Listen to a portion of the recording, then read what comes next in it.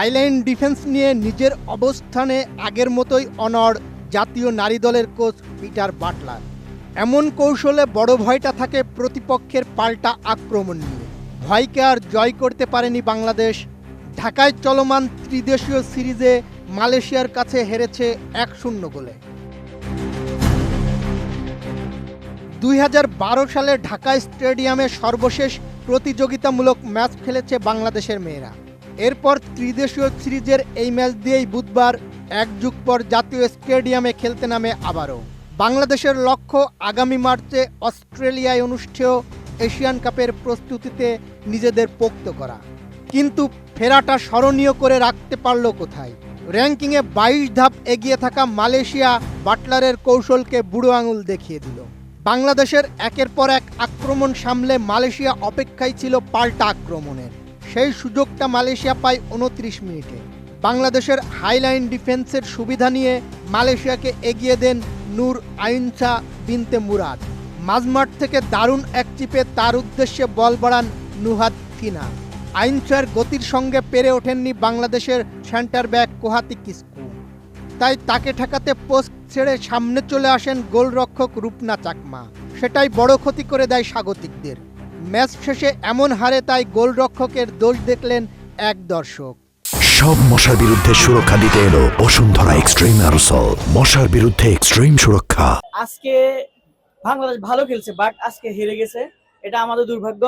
আমাদের ডিফেন্সে যারা খেলছে এরা একটু ভালো খেলে নাই, যার জন্য আজকে ম্যাচটা হেরে গেল। এটা একটা ভুল ছিল গোলকিপারের, এই ভুলের কারণে গোলটা আমরা এই খেলাম আর কি।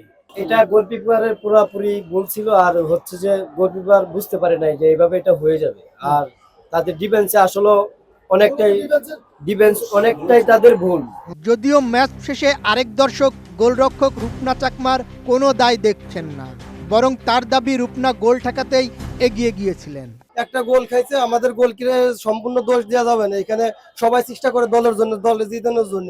সে হয়তো বা চিন্তা করছে যে আমি আগে গেলে গোলটা সেভ দিতে পারবো, জাস্ট একটা মিস্টেক তার হয়েছে, এই কারণে গোলটা খাইছি। আমাদের মেয়েরা যথেষ্ট ভালো।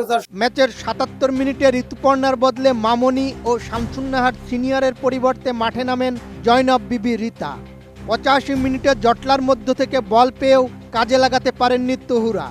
এমন অনেকগুলো সুযোগ কাজে লাগালে ম্যাচের ভাগ্য বদলে যেতে পারত বলে মনে করেন অনেকেই। মালয়েশিয়া 1-0 এগিয়ে যাওয়ার পরে বাংলাদেশ কিছুতেই সেটা আর শোধ করতে পারলো না। কিন্তু একদম লাস্ট মুহূর্তে খেলা শেষ হওয়ার কয়েক সেকেন্ড আগে দারুণ একটা সুযোগ মিস করছে বক্সের মধ্যে থেকে। সুযোগটা কাজে লাগাতে পারলে হয়তো আমরা ম্যাচে সমতায় ফিরতে পারতাম। প্রথমার্ধে ধারার বিপরীতে গোল খেয়ে বাংলাদেশ ফেরার চেষ্টা কম করেনি, কিন্তু পথ খুঁজে পায়নি স্বাগতিক দল। বরং ডিফেন্ডারদের ভুলে ম্যাচটি হাতছাড়া হয়েছে বললেন এক দর্শক।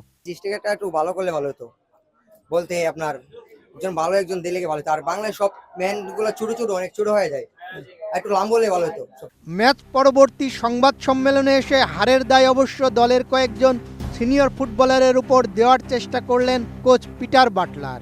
তিনি বলেন দলের বাইরে এমন কিছু চরিত্র আছে যারা কিনা গোলমাল পাকানোর চেষ্টা করছে। তার দাবি কিছু মানুষ দলের মধ্যে অসন্তোষের বীজ রোপণের চেষ্টা করছে। সংবাদ সম্মেলনে কোচ বলেন যারা বাইরে থেকে সমস্যা তৈরি করে তিনি তাদের দায়িত্ব নেন না।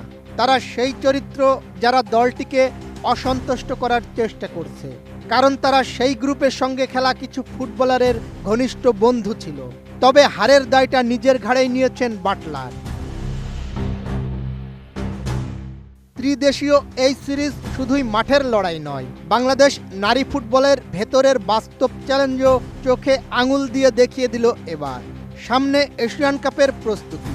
এখন প্রশ্ন, ভুল শুধরে নতুন করে ঘুরে দাঁড়াতে পারবে কি লাল সবুজের মেয়েরা? বদিউজ্জামান মিলন, এটিএন নিউজ।